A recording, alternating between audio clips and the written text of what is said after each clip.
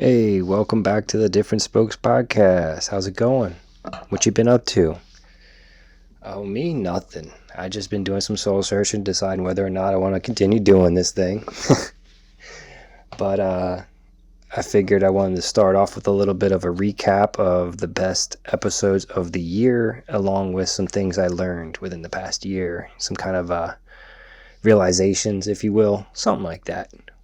So yeah, there was 3 videos this year that, well, 2 podcasts and 1 video that made the top 10 videos of all time for the channel, the podcast, whatever you want to call it, the idea.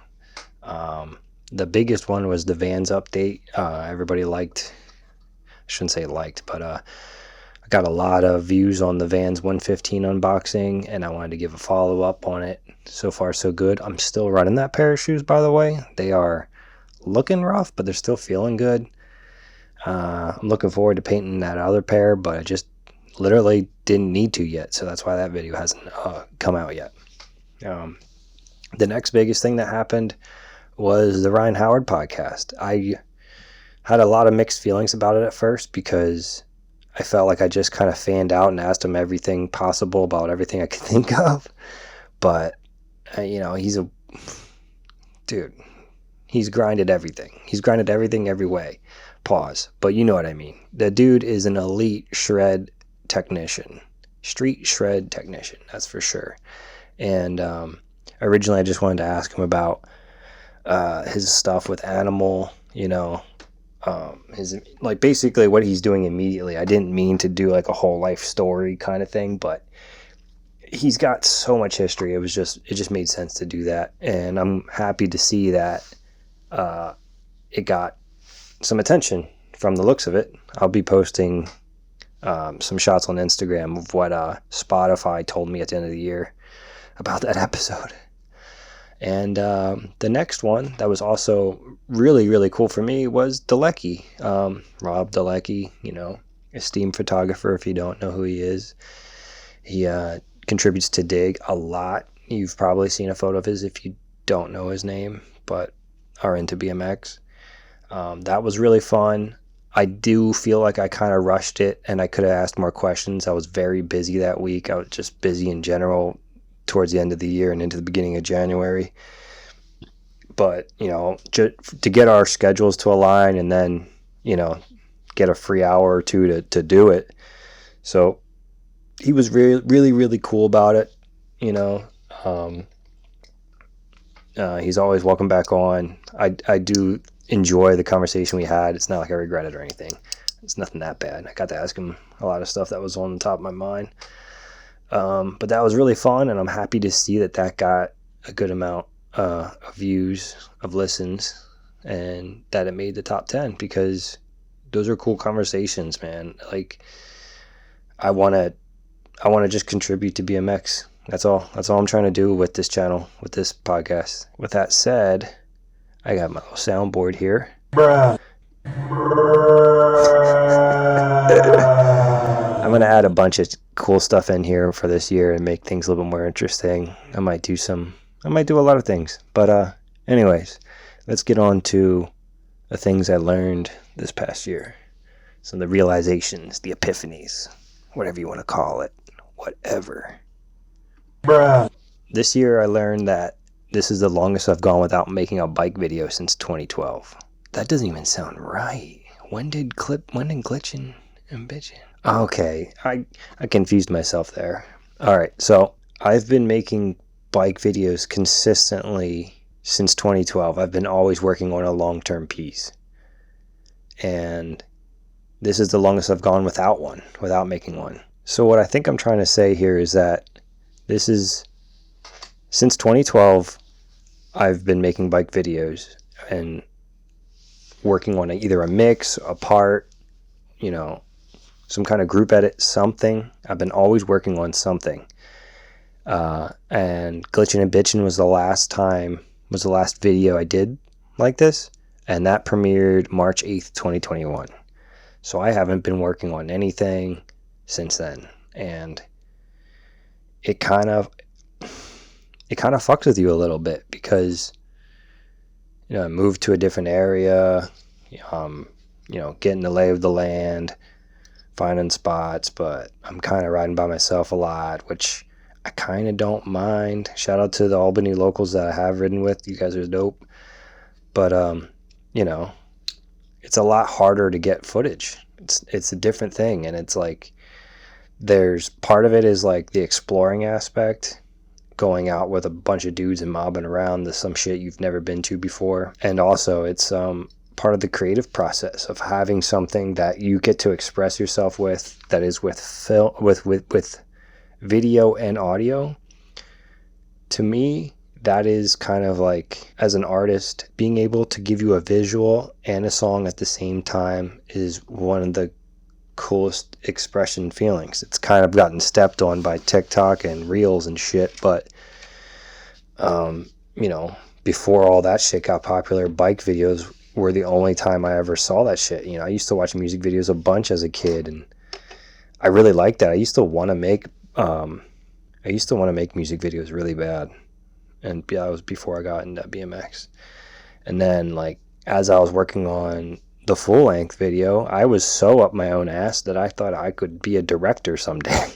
I was so enthralled with lighting and emotion and shot angles, and it just took me over a little bit there. And I probably focused on bike videos a little bit more than I probably focused on my career or getting smarter at that kind of stuff. And that's probably a tangent, but moving along to the next thing that I learned, which ties into this one, is that I learned more people have watched my Different Spokes YouTube than have ever seen me ride bikes or have seen the videos that I'm so precious of. I get monthly YouTube creator emails that give me the stats of what's going on, and I get one for Different Spokes and I get one for the I mean, obviously I'm not very active on the YouTube channel. I'm not posting on that all the time or anything, but I guess you could say Different Spokes has been a little bit more frequent, and it just blows the out of the water. And it's just like a weird realization that more people have heard me talk than have seen any of the videos that I am so precious about, that I love so much. It's just a realization, just it is what it is. And that there's, you got to accept that. I really like all those videos. I mean, I know part of it is because we're a bunch of mid riders. Like, not everybody wants to watch that shit. Shout out to all the people that have watched the video, and said anything about it. It's really cool to get feedback, knowing people have like seen stuff. So that ties into the next thing. I tried to put these in order. So that ties into the next thing I learned, and that's with the I make pads. I feel like the Stem Buddy is the coolest thing ever for a BMX bike. I think the pad set in general could be utilized a lot more, maybe to help complete bike sales, if you ask me. But hey, they don't pay me the big bucks. But shout out to Ray's MTB. Shout out to Mezzarole Shop and Let's Row Cycles, 215 Berks, and Roadie Connect, and Stash Taiwan, because they have all, I feel like those guys kind of get it. They like see what I'm doing, and they get that it is cool, and they've brought the into their shop, and I'm so appreciative of it. I love seeing people rocking the pads. And with that said, it's like, I could never sew enough pads to quit my job. That's just not a thing. And I don't trust anyone to make these pads for me. And if I did, I couldn't charge. I would have to charge so much money. I'd have to charge twice as much to even clear a profit. And BMXers hate it when you profit, because then you just look like a bad guy, I guess. So unless I double the prices, there's no way out of this. And I'm already twice as expensive as all the shitty pads out there. That's right. Every bike company could be going through me. But hey, I mean, I also just admitted that I don't have the capacity to do it like that crazy. So I've kind of just realized where it's like a dead end, you know. I still want to do it. I have a lot of really cool ideas. There's still going to be stuff coming out. I just, you know, it took me like 3 years to get the ledge dressing. I'm so excited about the ledge dressing. Probably sold like 6 ledge dressings so far ever. Or not ever, but since I've redone them. But I'm so stoked on them. I love the way it smells. I love the way it looks. It's just like, if I was a BMXer, I'd fucking be so stoked on this. So, and what else am I working on? Oh, I got a bunch of ideas yet. You know, I like making little things that kind of accessories that kind of create like a whole lifestyle around the, you know, BMX. It's not just hard goods and soft goods. It's like, yeah, you need wax. Yeah, you need tire levers. And I got something else in the works that I'm not going to say just yet. I'll make a video about it and I'll post it soon. So yeah, that leads into the real limits of where I want to be with the yeah. There's just not enough hours in the day to sew that many pads to actually live off of it. So with that being said, moving along, I learned I have to work out and ride way more if I want to consider myself active. Like, not even trying to keep up with another rider or ego or anything, just trying to be healthy. This past year was big for me for getting my body checked out. I got health insurance recently within the past 2-3 years, and I'm finally getting my stuff checked out. I got my hip looked at, which was really big. I've talked about it before. I mean, $5,000 MRI later, payment plan later. I got my hand looked at, and working a desk job, I don't know. Like, I've always had like a shitty body, and it just sucks. And so I've really gotten after stretching and doing the knees over toes guys stuff. And what I've learned this year is that I need to do it way, way more. I feel like last year I definitely picked it up as a hobby. And I think this year I definitely have to be more passionate about it and be more consistent and just really lock it in, because I looped out on a manual and then my knees were shot for the rest of the session. I couldn't even ride. It was like, what the fuck am I doing? It's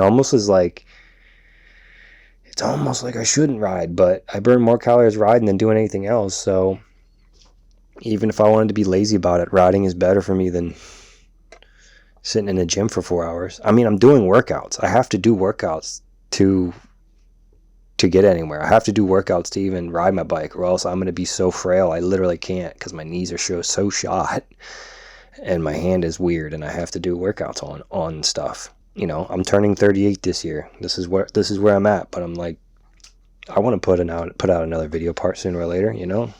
I would love to. I just love picking this song and setting the vibe. And yeah, speaking of 38, I learned that I'm an old kook.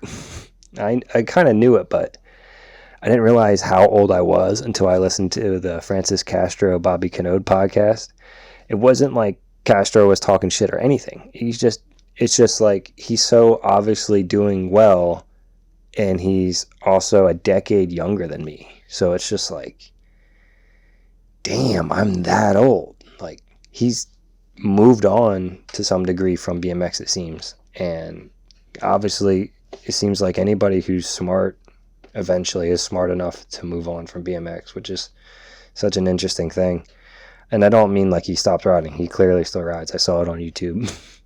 But still, what I'm saying is, like, getting out of it. Like, I've definitely thought and considered, like, should I still be doing this shit? Should I just shut all this shit down and just go do other shit? That brings me to the next part I realize, which is what Francis said, is like, the stuff that I'm interested in, that I want to share with other bike riders, is only getting smaller and smaller. For example, the group that watched Brian Wismerski's Square One Up in Arms section is getting smaller and smaller. Fewer and fewer people know even what the fuck I just said.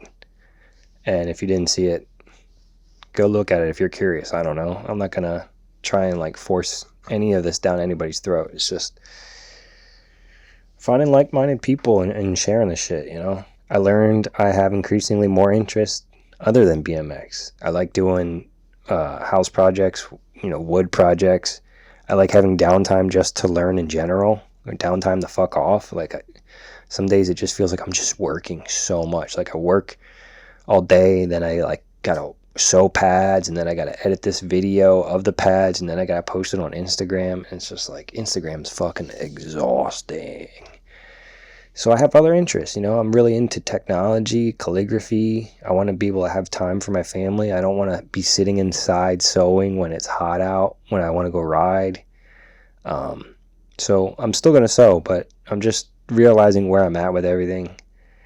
And I also learned, I don't know how long I want to do this. Like, I'm obviously putting myself out there right now by even talking to a microphone. I don't want to create like a content creator endless cycle where I just keep creating clickbait, because that's not going to be it. I did some soul searching, I guess you could say, and it's like, I feel like once I've expressed all of my viewpoints, maybe I'll stop. Once I feel like I've said everything I need to say, like I needed to know that it's okay if I stop right now.